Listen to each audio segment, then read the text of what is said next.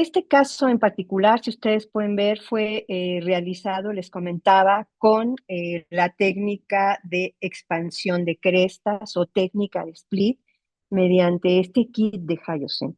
Si se dan cuenta, en la zona intermedia, voy a salir un segundo de pantalla para que sea más apreciado.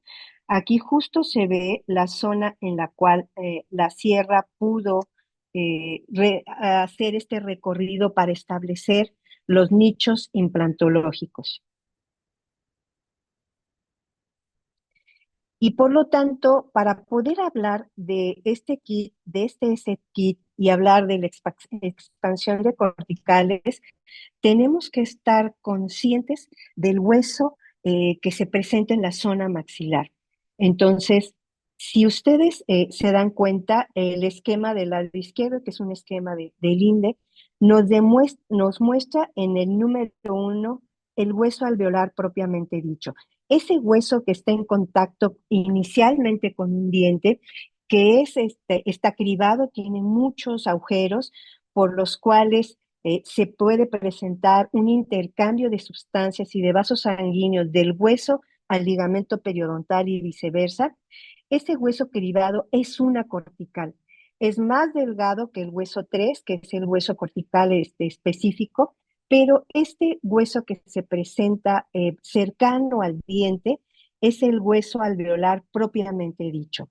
Este hueso es el que va a permitir que al momento de nosotros realizar algún procedimiento de preservación, se difundan mediante circulación plasmática todas las proteínas necesarias y vasos sanguíneos para que se llene ese alveolo y para que mantenga la altura y la anchura en mayor medida, porque siempre hay un grado de colapso para posterior colocación de implantes.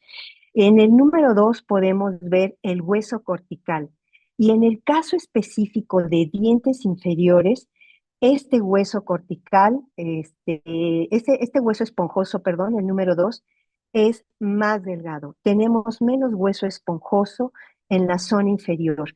Una característica muy importante del hueso maxilar es que este 3 en particular, el hueso cortical, es más grueso. Y les comentaba anteriormente que se puede deber en gran medida al movimiento de masticación, a la fuerza que ejerce la mandíbula, al tener contacto durante el cierre y durante la masticación con el hueso maxilar.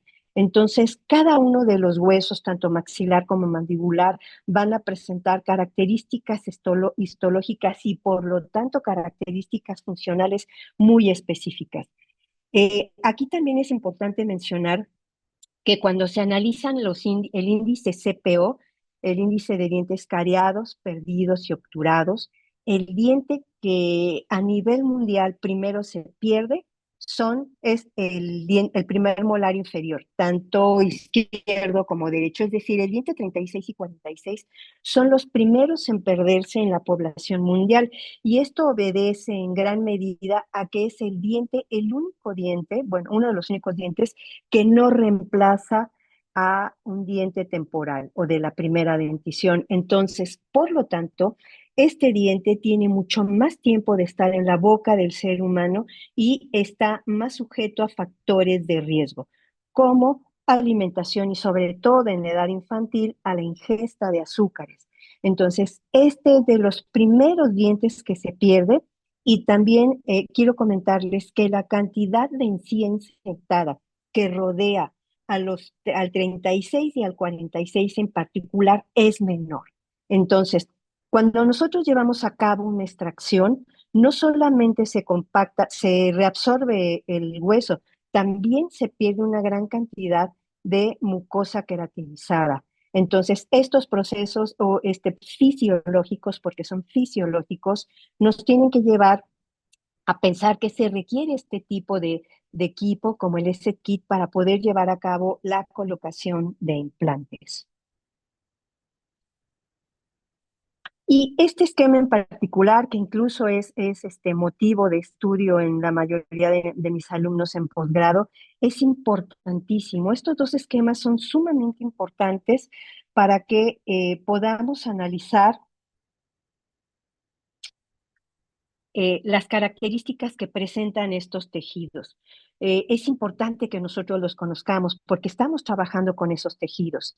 Entonces, de estos dos esquemas, hay dos cosas muy importantes que me interesa que tengamos en cuenta.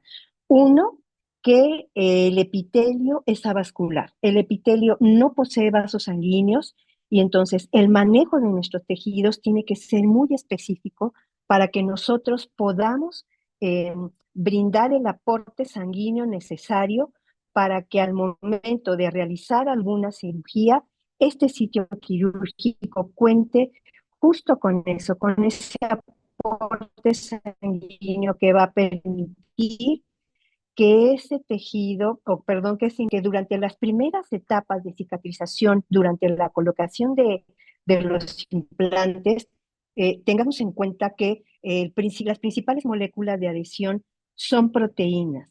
Las proteínas de adhesión van a ayudar a que esta herida cierre y a que el proceso de integración de los implantes se lleve a cabo.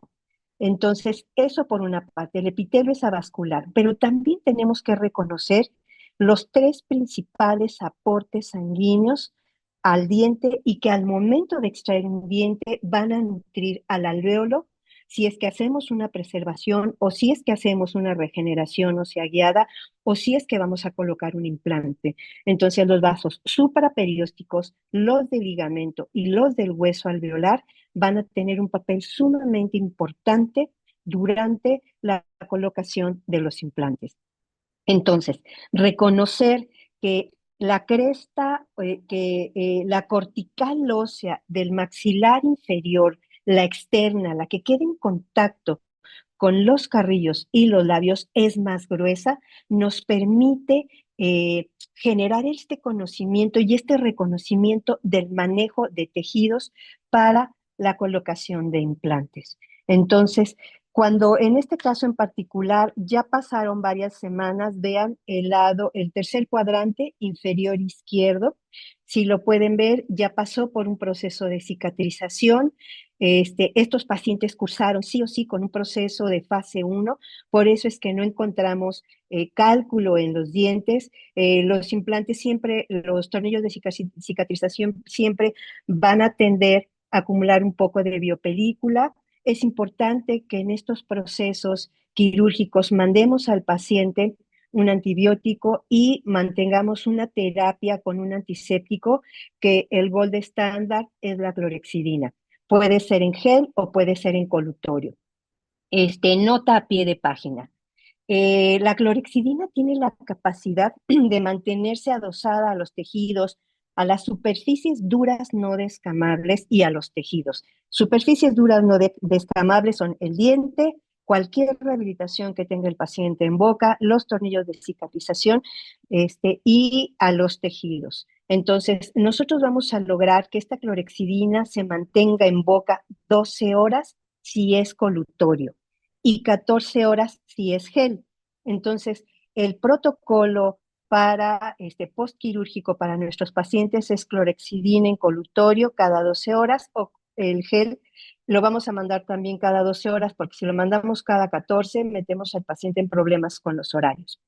Si se fijan en el cuarto cuadrante, izquierda en su pantalla, se nota que ese sitio está en proceso de cicatrización, pero que nos va a permitir generar tejidos con la calidad, como lo ven en el tercer cuadrante a la derecha de su pantalla, tejidos con un buen, rebordes con un buen volumen, con una buena cantidad de mucosa queratinizada perimplantaria, que va a permitir que el paciente se alimente adecuadamente, que la prótesis y todos los procedimientos quirúrgicos, protésicos que se tengan que llevar a cabo para las tomas de impresiones se puedan llevar a cabo y que el paciente pueda higienizar adecuadamente esa zona con cepillos especiales, con aditamentos especiales, ¿de acuerdo?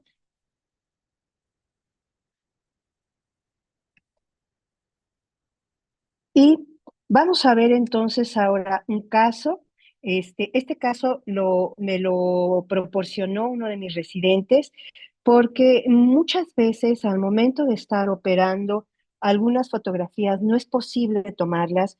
La mayoría de los pacientes en los cuales yo he podido utilizar este sistema de Hayosen son pacientes ya mayores que desean procedimientos quirúrgicos rápidos y que no están tan dispuestos a la toma de fotografías. Entonces, en este caso en particular, con un paciente más joven, de mi alumno Fernando Bueno, al cual le agradezco. Pues estábamos como cuatro ahí trabajando y pudimos, mientras yo lo iba dirigiendo, se pudieron ir tomando fotografías. Entonces, este caso en particular está más detallado, ¿de acuerdo? Entonces, al hacer el análisis tomográfico, porque es un elemento necesario para poder llevar a cabo cualquier procedimiento implantológico, solicitarle al paciente una tomografía inicial. Esta tomografía inicial además nos va a permitir ver en general las características de nuestros pacientes, así como la detección temprana de lesiones periapicales o lesiones que pudieran poner en riesgo al paciente. ¿De acuerdo? Entonces, se hace una medición, si se dan cuenta, se calcula o se mide, se calcula más bien la ubicación del nervio dentario inferior, se hace una medición del tercio coronal, del reborde alveolar, obteniendo un promedio de 7,98 milímetros de longitud y se calcula la colocación del implante. Y aquí se puede ver que sobre todo en la cara vestibular, con este cálculo protésico, se logra un objetivo, se busca el objetivo de lograr una dimensión en el sentido vestibular, que en este caso fue de 1,76, pero no se podía lograr igual en la zona lingual. Entonces, un requisito ideal que nosotros tenemos que buscar en cada uno de nuestros procedimientos quirúrgicos es lograr obtener hueso 360 grados alrededor de cada uno de los implantes que nosotros coloquemos. Y ese hueso 360 grados alrededor de un implante ya está calculado. Sabemos que tiene que ser al menos de 1,5, el ideal es 2 milímetros. Entonces, al hacer este análisis, nos pudimos dar cuenta que no íbamos a lograr obtener esa dimensión de al menos 1,5, 360 grados alrededor del implante.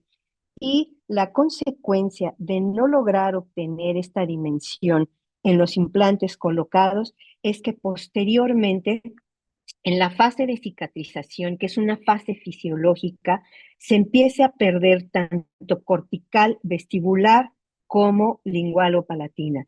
Entonces, esta es una de los grandes aportes de este kit, del ESET kit, porque nos permite ensanchar sin perder hueso en la zona interna donde se va a colocar el implante. Y esto a su vez va a generar que existan esos 2 milímetros, 1,5 a 2 milímetros alrededor, 360 grados alrededor del implante. Entonces, por una parte nos permite mantener ese hueso y por otra parte, este kit tiene una serie de expansores que lejos de hacer una osteotomía y retirar hueso, lo que hacen es generar un espacio para que quepa el implante, pero distendiendo las corticales de las crestas óseas. Cuando les hablaba al principio de esta filosofía de expansión de crestas, algunos de los autores lo que notaron es que al momento de hacer esta expansión, podían mantener estos 1,5 a 2 milímetros de diámetro sin perder hueso en la zona interna, en la zona que va a ser ocupada o el sitio que va a ser ocupado por el implante. Seguimos entonces con este caso de este residente de segundo año, Fernando, en el cual podemos nosotros ver la planeación que se hace en la tomografía, en la cual se identifica claramente el trayecto del nervio dentario inferior, pero a su vez ellos como restauradores avanzados pueden hacer la planeación protésica. Entonces, otro punto importante es que tenemos que reconocer que la filosofía hoy en implantología es que los implantes que exista un protocolo conocido como implantes protésicamente guiados, colocación de implantes protésicamente guiados.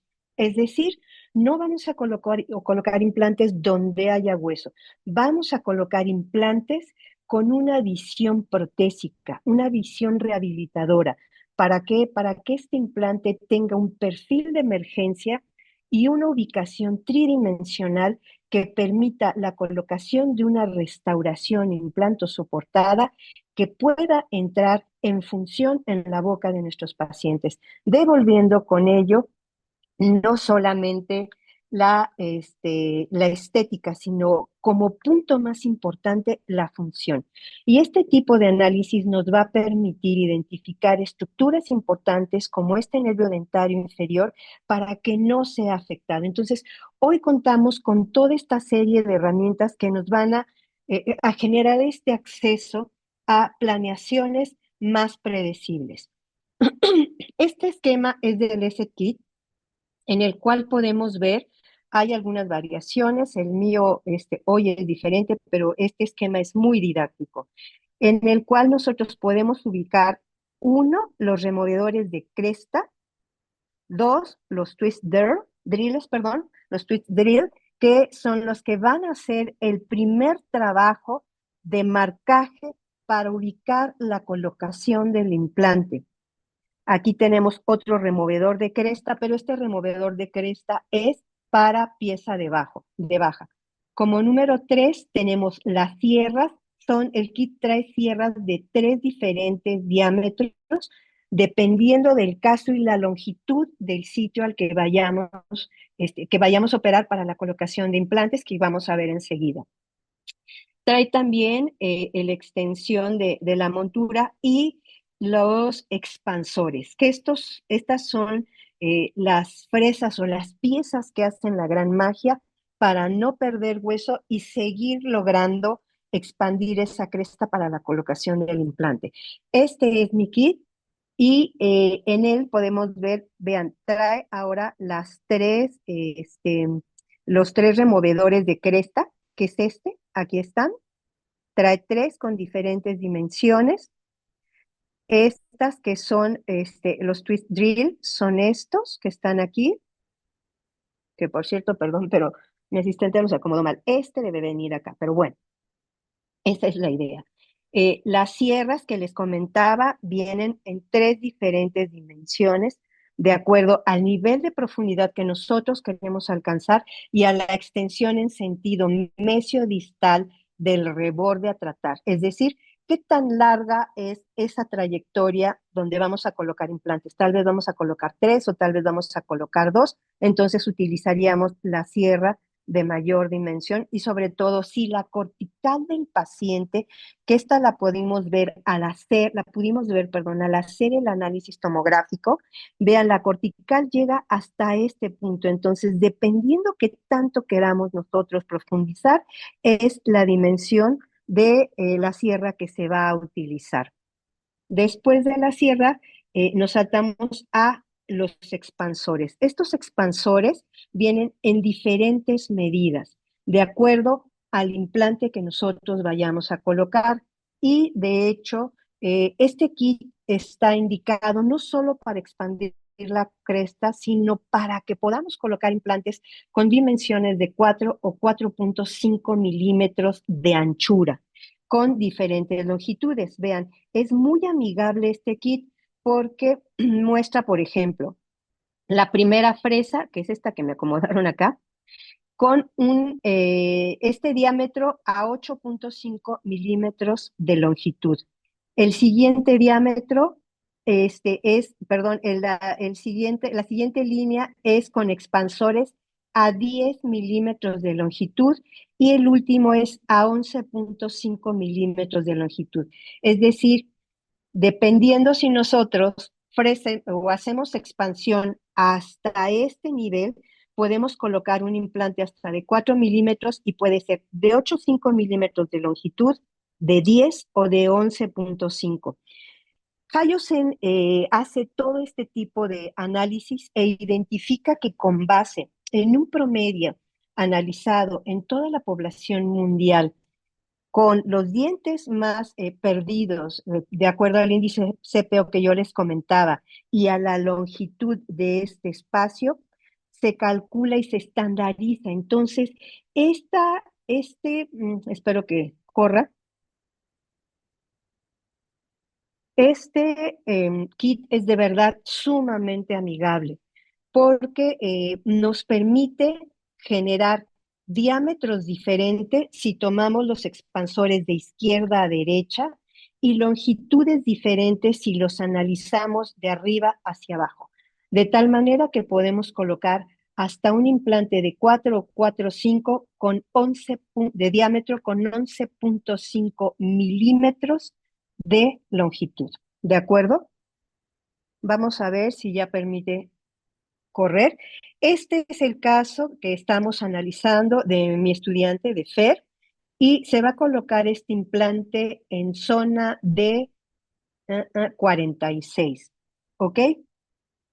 Y se levanta un colgajo de espesor total, siempre se tiene que levantar un colgajo de espesor total y me voy a regresar a la fotografía anterior. Si se dan cuenta, la cantidad de mucosa queratinizada que presenta este paciente es buena. eh, no es la ideal, pero es muy buena. Y entonces en estos casos nosotros podemos hacer una incisión, tenemos que hacer una incisión sobre el reborde en esta zona para poder levantar un colgajo de espesor total. Kaiosen en particular, en todos los videos ilustrativos que tiene, nos menciona que cuando vamos a colocar más de un implante, la incisión para poder levantar un colgajo de espesor total se haga haciendo una incisión vertical en esta zona, permitiendo dejar aquí esta zona de la papila. En fotografías más adelante lo van a poder ver. Ok, entonces en este caso en particular vamos a levantar un colgajo de espesor total. Vean la dimensión del reborde que estaba calibrada a más de 3 milímetros. De hecho, al calibrarla tenía casi 6. Y hacemos primero el marcaje con este removedor de cresta ósea para identificar la zona en la cual va a ubicarse la restauración implantosoportada, que de manera ideal, pero les repito, se hace con base al análisis protésico, quede en medio de esta distancia mesiodistal. Y posteriormente se utilizó, nos faltó esa fresa, perdón, y el removedor, la fresa para remover la cresta ósea, se va a utilizar a una revolución de 1200 a 1500 por minuto con suficiente irrigación. La irrigación tiene que ser profusa. Para estas fotografías se tomó en la primera, sobre todo, sin irrigación porque entorpecía. El tamaño de la fresa generaba mucho aerosol y no nos permitía tomar la fotografía. Después se utiliza la twist drill para marcar la ubicación del implante y después vamos a utilizar esta de fresa eh, que es esta que tenemos aquí, la de sierra, la vamos a utilizar posteriormente también a una velocidad de 1200 a 1500 revoluciones por minuto con suficiente irrigación. En este caso, utilizamos la sierra más pequeña por el espacio mesiodistal. Este espacio era muy pequeño y no nos permite utilizar las sierras más grandes porque podemos lastimar los dientes adyacentes. Entonces, evidentemente, con esta sierra que es más pequeña, no íbamos a profundizar tanto la cortical, pero afortunadamente en este caso en particular, la cortical a nivel crestal no era tan gruesa, ¿de acuerdo? Porque este paciente ya había cursado con una extracción con preservación previa. Hay casos de pacientes que ya tienen muchos años en los cuales se les extrajeron los dientes y presentan una cortical más gruesa. Entonces, hacer este marcaje con la sierra en corticales más gruesas nos puede costar un poco más de trabajo.